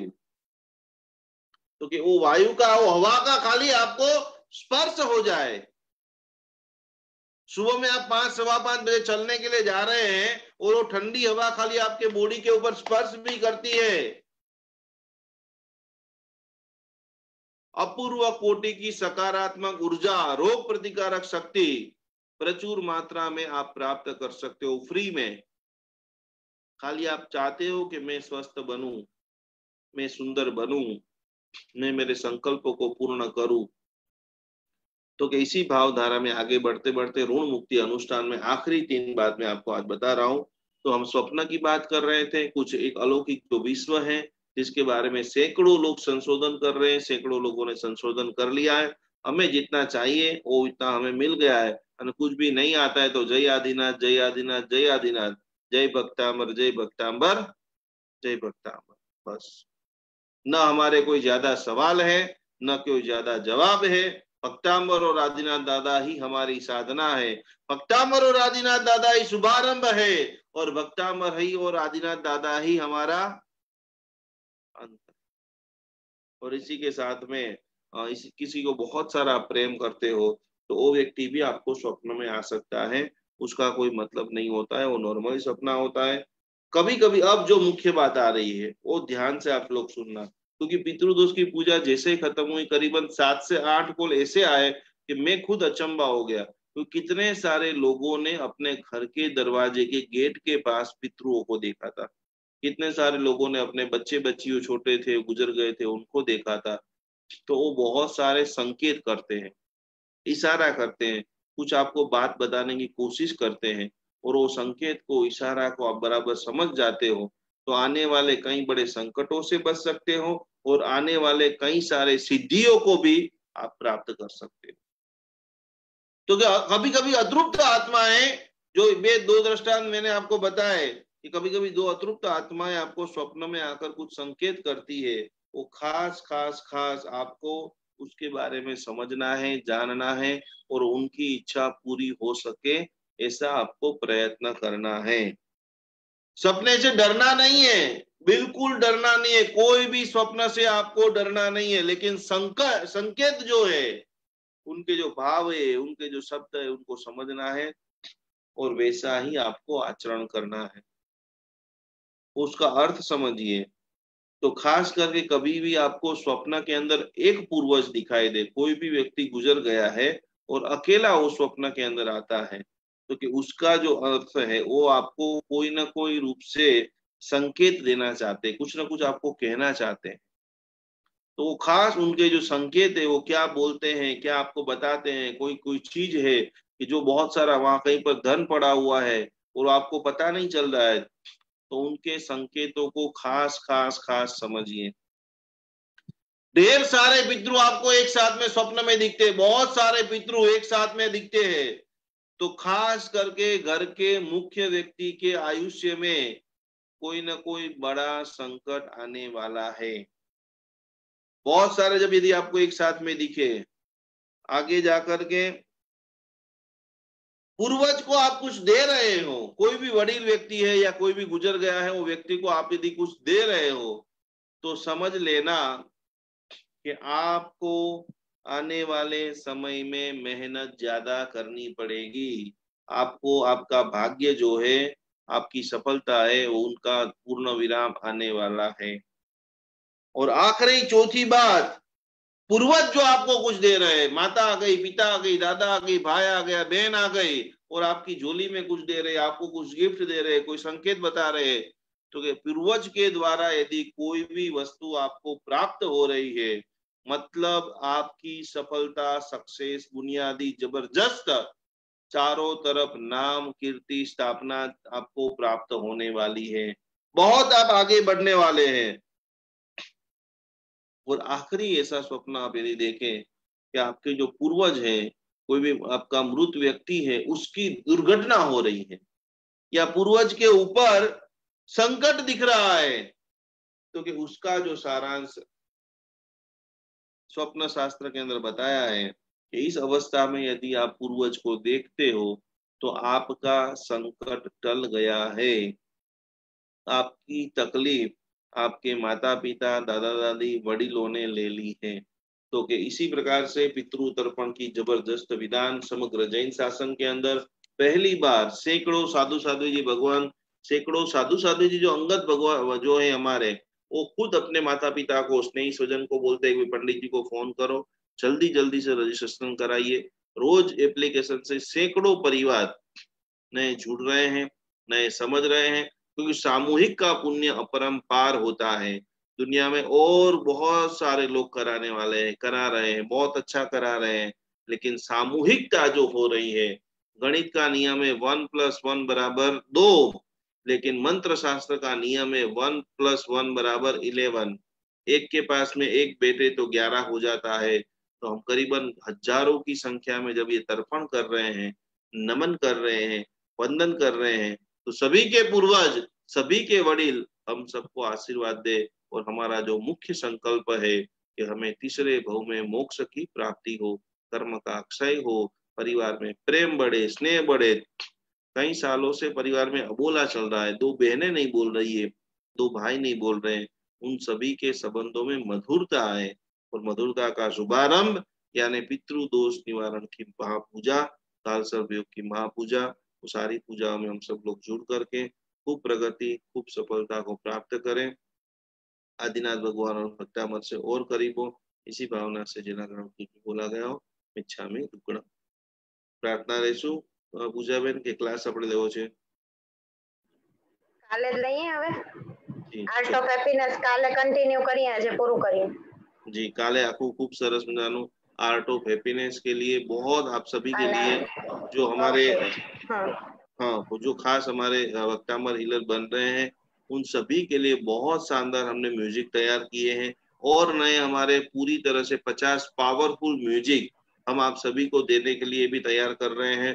तो सारी चीजें तैयार करके आप सभी को देना ही है और आपको और ज्यादा लोगों को देते रहना है। खुशियों को जितना ज्यादा हम बांटेंगे, आप बांटेंगे, तो ऑटोमेटिक हमारे पास आने वाली ही है। और हम बांटने में ही मानते हैं। तो खास खास खास जो जो भी चीजें आपके पास हैं, अभी भी कुछ कुछ लोग जो हैं अभी धर्म प्रचार कम कर रहे हैं। यदि आपको भी पुण्य बढ़ाना है, कम से कम 2-2, 5-5, 10-10 ग्रुप में वीडियो को तो भेज ही देना है। पैसा भरे या ना भरे वो 2 नंबर की चीज है। कुछ जो जितने भी हमारे फ्री प्रोग्राम है उनके अंदर ज्यादा से ज्यादा लोगों को आप लेकर के आइए, क्योंकि उसी से हमारी केस स्टडी बनेगी, उसी से हम लोगों को और मजबूत बना पाएंगे। आसाम से, बिहार से, कहाँ से जैन लोग, आज मुझे फोन आया, मैंने 10 साल में कोई साधु साध्वी का दर्शन नहीं किया है। हम इतने छोटे गांव में रहते हैं, इतने जबरदस्त कोटि लगातार वो काफी समय से फेसबुक से देख रहे थे, आज वो रोने लग गए कि इतना अद्भुत जैन शासन हमको मिला और हमने कभी न साधु भगवान को देखा, न कभी साध्वी जी भगवान को देखा, न कभी जिनवाणी सुनी। तो कि ऐसे सब लोग जितने भी आपके परिचित में हैं, आपको लग रहा है कि नहीं ये बहुत हृदय हड़ू कर दीजिए, उनको ही धर्म बताना है। एक बात समझ लेना कि जिसका दिल निर्मल हो, बीज वहां बोए जाते हैं जिसका दिल निर्मल हो, जमीन पहुंची हो। पत्थर दिल इंसान को कभी धर्म पचता नहीं है। जिसको वाद करना है, विवाद करना है, चांद में भी काले दाग को देखना है, उन सभी को जय आदिनाथ, जय भक्तामर, उनको भगवान भी आकर के कल्याण नहीं कर सकता है। तो आपको लग रहा है कि बहुत हड़ूकर्मी जीव है, ये हसमुखा जीव है, इसको मैं बोलूंगा तो इसका भला होगा, तो खास खास खास उन सबको आप लेकर के आइए। उन सभी को भक्तामरम सिखाएंगे, उन सभी को ये सारी चीजें सिखाएंगे। और योगा में तो ज्यादा से ज्यादा लोगों को जोड़ना है, क्योंकि हमारी प्रथम प्रायोरिटी है आपका शरीर का सुख, आपकी दवाओं का बंद होना, आपकी चित्त की प्रसन्नता। ये सारे इवेंट आगे बहुत शानदार होने जा रहे हैं। नवरात्रि का महा महोत्सव आपने जिंदगी में कभी नहीं देखा होगा। 10 दिन के अंदर दिव्यता, भव्यता, दिव्य शक्तियों का आपके घर के अंदर आगमन, कुलदेवी माँ की दिव्य कृपा। जैसे आपने पितरों को प्रसन्न किया है, वैसे कुलदेवी माँ को प्रसन्न करेंगे। और 2021 सिर्फ और सिर्फ आपकी विजय की यश गाथा 10 से 10 दिशाओं में लहराएगी। आपके पतिदेव, आपके बेटा ऐसी बुलंदियों को छुएगा, ऐसा यशस्वी इतिहास का निर्माण करेगा। उसी के लिए हम सब लोग, मेरी पूरी टीम आप सभी के लिए काम कर रही है। सदैव आप सभी का साथ मिलता रहे, ईश्वर का साथ मिलता रहे। सभी लोगों को कोटि कोटि प्रणाम। चत्तारि मंगलम अरियंता मंगलम, सिद्धा मंगलम साहु मंगलम, केवली पन्नतो धम्मो मंगलम। अरिहंत सहारा मेरा है, अरिहंत सहारा मेरा है, अब और सहारा कोई नहीं, अब और सहारा कोई नहीं, सीधा सहारा मेरा है।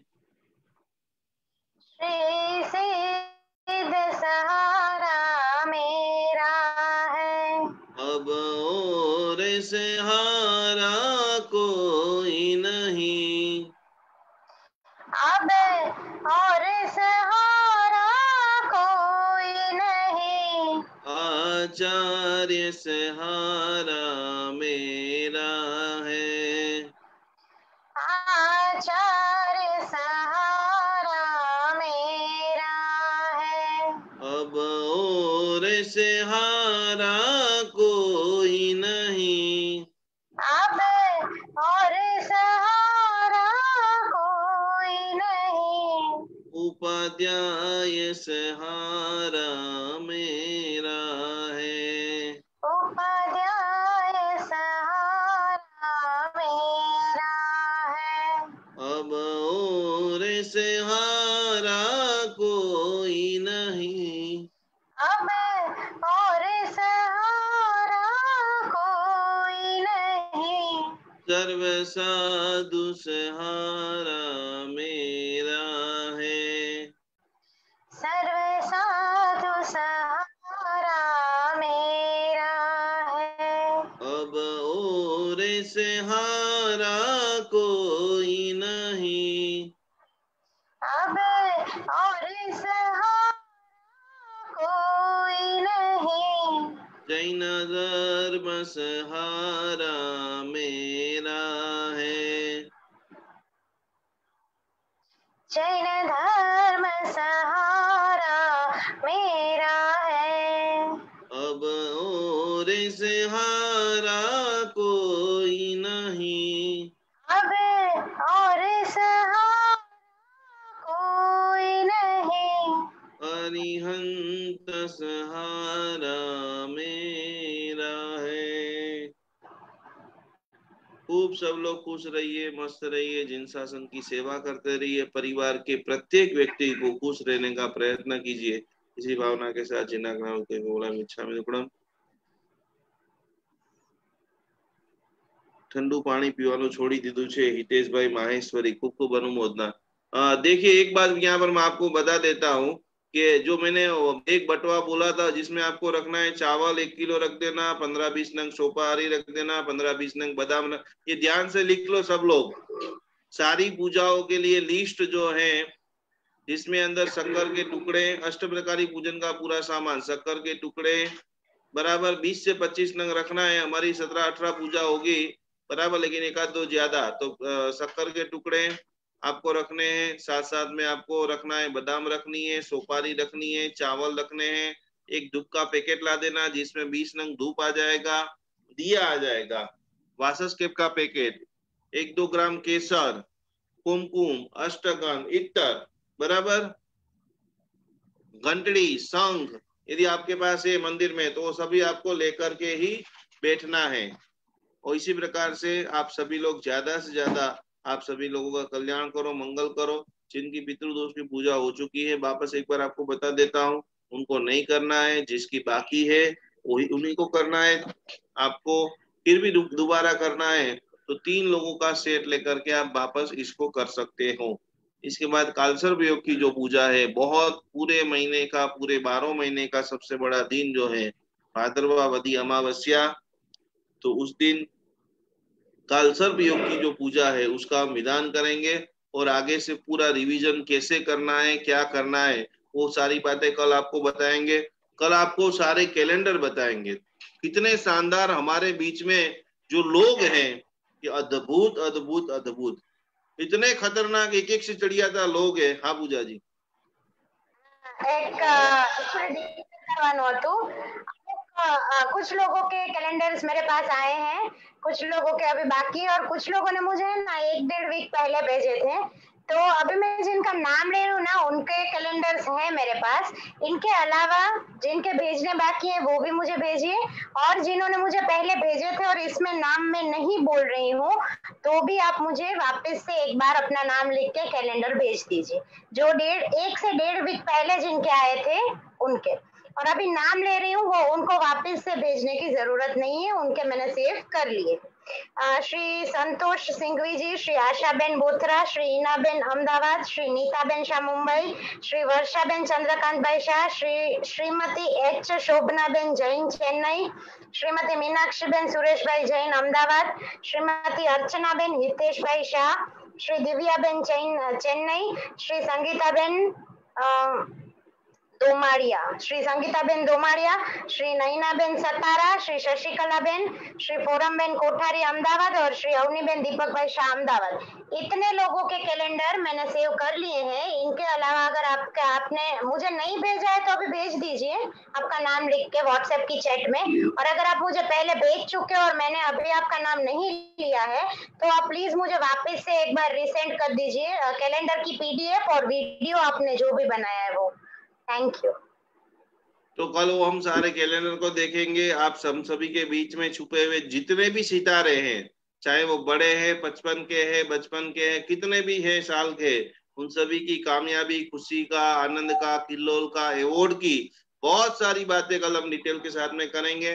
कल आपको एक और टास्क, कल एक और नई प्रतियोगिता स्टार्ट होने वाली है, तो उसके भी लिए तैयार हो जाइए कि आपके अंदर कितने गुण हैं, आप कितनी चीजों की स्पेशलिस्ट हो और आप जैन शासन को बदलने के लिए क्या योगदान कर सकते हो। यदि पूरे जैन शासन की डोर आपके हाथ में सौंप दी जाए तो आप क्या ऐसा करेंगे कि पूरे जैन शासन के अंदर खुशनुमा वातावरण, आनंदमय वातावरण, कोने कोने तक क्रांति आ जाए।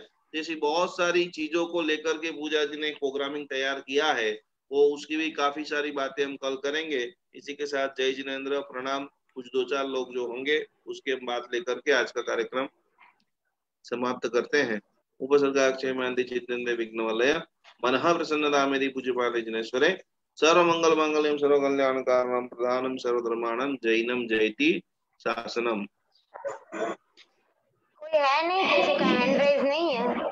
चलो तो ठीक है, कोई बात नहीं। बोलना हो तो हैंड रेज करिए।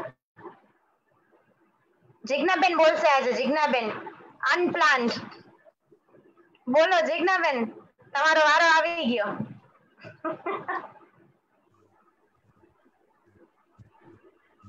નથી સંભળાતું જિજ્ઞાબેન, અનમ્યુટ થાઓ।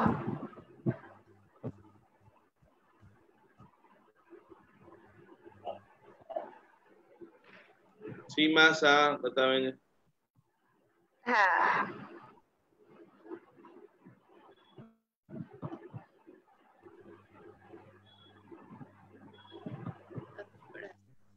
सीमा शाह अनम्यूट થાજો। તન્મયા બેન જય બોલો। જિનેન્દ્ર। હા તન્મયા બેન હા, આવાજ આવે છે? એકદમ આવે છે, બોલો।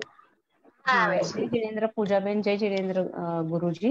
हाँ, तो मुझे पूछना यही था कि ये पितृदोष के और ये काल सर्प की जो हम पूजा करते हैं वो हर साल करनी पड़ती है क्या?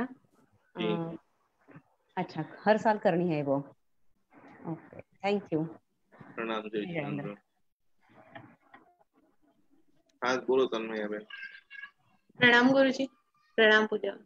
हाँ, मैं गुरुजी आपने उस दिन बताया था ना कि पीपल का पेड़ के लिए तो वो अपने कहीं पे भी टेरेस पे या कहीं पे उग जाता है, तो उसको हटाना शुभ अशुभ ऐसे कुछ?